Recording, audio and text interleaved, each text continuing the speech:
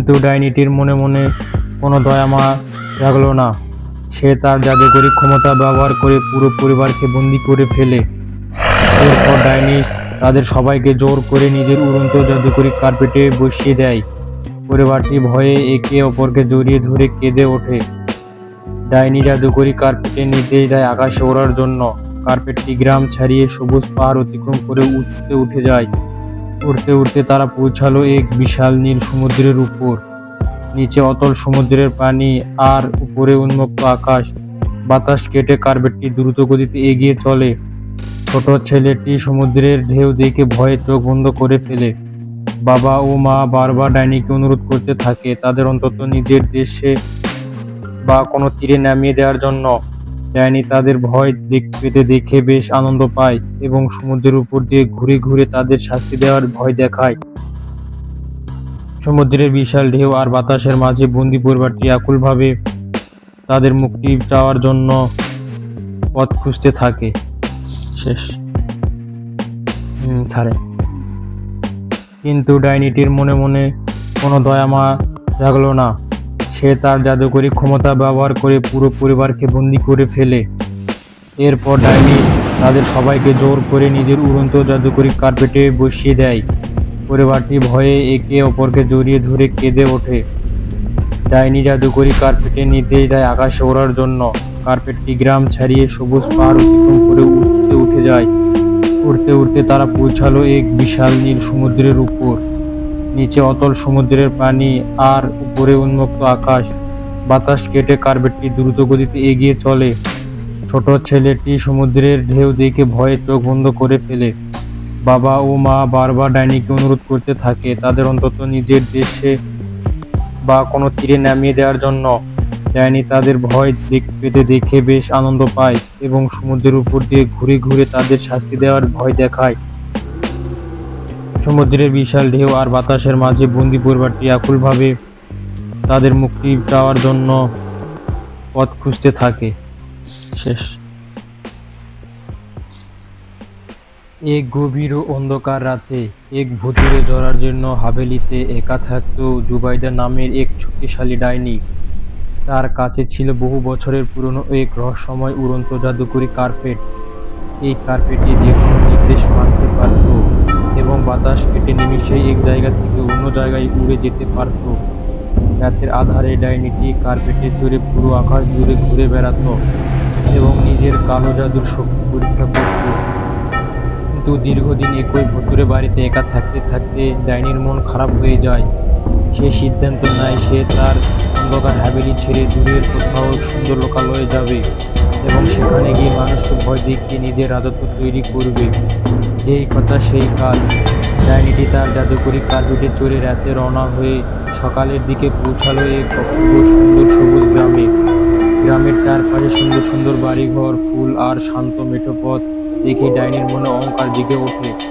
সেই জাদুকরী কার্পেটটি নিচে নামিয়ে আনে। ঠিক সেই সময়ে গ্রামের পথ দিয়ে হেঁটে যাচ্ছিল এক সাধারণ ও নিরীহ পরিবার, বাবা মা ও তাদের ছোট একটি ছেলে। হঠাৎ এক ভয়ঙ্কর সবুজ ডাইনিকে আকাশ থেকে নামতে দেখে তারা ভয়ে আতঙ্কে থরথর করে কাঁপতে শুরু করে।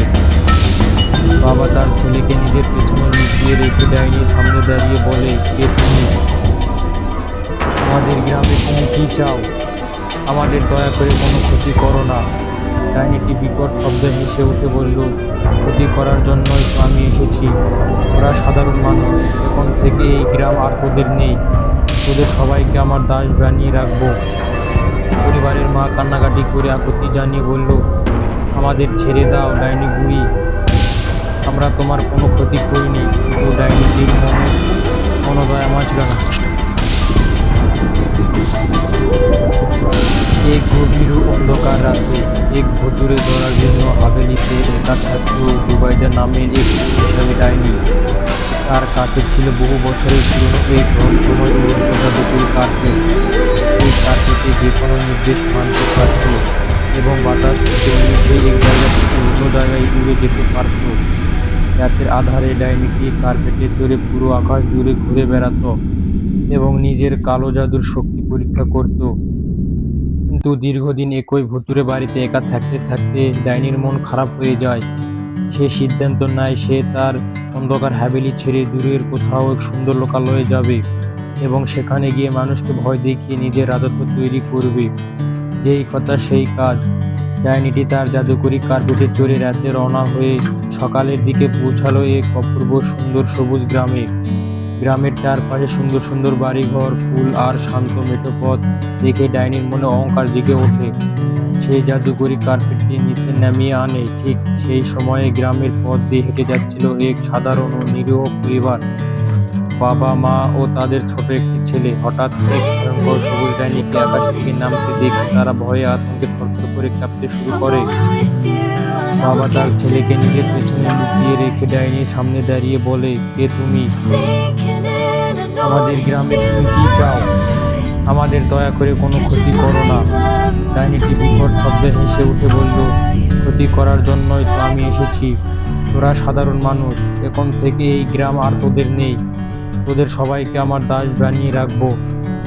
পরিবারের মা কান্নাকাটি করে আকুতি জানিয়ে বলল, আমাদের ছেড়ে দাও ডাইনি বুড়ি। আমরা তোমার কোনো ক্ষতি করিনি। কিন্তু ডাইনিটির মনে কোনো দয়া মায়া ছিল না। এক গভীর ও অন্ধকার রাতে এক ভুতুড়ে ধরার জন্য হাভেলিতে একা থাকত জুবাইদা নামের এক শক্তিশালী ডাইনি। তার কাছে ছিল বহু বছরের পুরনো এক রহস্যময় উড়ন্ত জাদুকরি কার্পেট। এই কার্পেটে যে কোনো নির্দেশ মানতে পারত এবং বাতাস কেটে নিমিষেই এক জায়গা থেকে অন্য জায়গায় উড়ে যেতে পারত। রাতের আধারে ডাইনিটি কার্পেটে চড়ে পুরো আকাশ জুড়ে ঘুরে বেড়াত এবং নিজের কালো জাদুর শক্তি পরীক্ষা করত। কিন্তু দীর্ঘদিন একই ভুতুড়ে বাড়িতে একা থাকতে থাকতে ডাইনির মন খারাপ হয়ে যায়। সে সিদ্ধান্ত নেয় সে তার অন্ধকার হাভেলি ছেড়ে দূরের কোথাও এক সুন্দর লোকালয়ে যাবে এবং সেখানে গিয়ে মানুষকে ভয় দেখিয়ে নিজের রাজত্ব তৈরি করবে। যেই কথা সেই কাজ। ডাইনিটি তার জাদুকরি কার্পেটে চড়ে রাতে রওনা হয়ে সকালের দিকে পৌঁছালো এক অপূর্ব সুন্দর সবুজ গ্রামে। গ্রামের চারপাশে সুন্দর সুন্দর বাড়িঘর, ফুল আর শান্ত মেঠো পথ দেখে ডাইনির মনে অহংকার জেগে ওঠে। সেই জাদুকরি কার্পেটটি নিচে নামিয়ে আনে। ঠিক সেই সময়ে গ্রামের পথ দিয়ে হেঁটে যাচ্ছিল এক সাধারণ ও নিরীহ পরিবার, বাবা, মা ও তাদের ছোট একটি ছেলে। হঠাৎ এক ভয়ঙ্কর সবুজ ডাইনিকে আকাশ থেকে নামতে দেখে তারা ভয়ে আতঙ্কে থরথর করে কাঁপতে শুরু করে।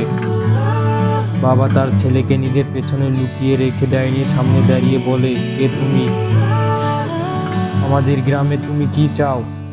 আমাদের দয়া করে কোনো ক্ষতি করো না। ডাইনিটি বিকট শব্দে হেসে উঠে বলল, ক্ষতি করার জন্যই তো আমি এসেছি। তোরা সাধারণ মানুষ, এখন থেকে এই গ্রাম আর তোদের নেই। তোদের সবাইকে আমার দাস বানিয়ে রাখবো। পরিবারের মা কান্নাকাটি করে আকুতি জানিয়ে বলল, আমাদের ছেড়ে দাও ডাইনি বুড়ি। আমরা তোমার কোনো ক্ষতি করিনি। কিন্তু ডাইনিটির মনে কোনো দয়া মায়া ছিল না।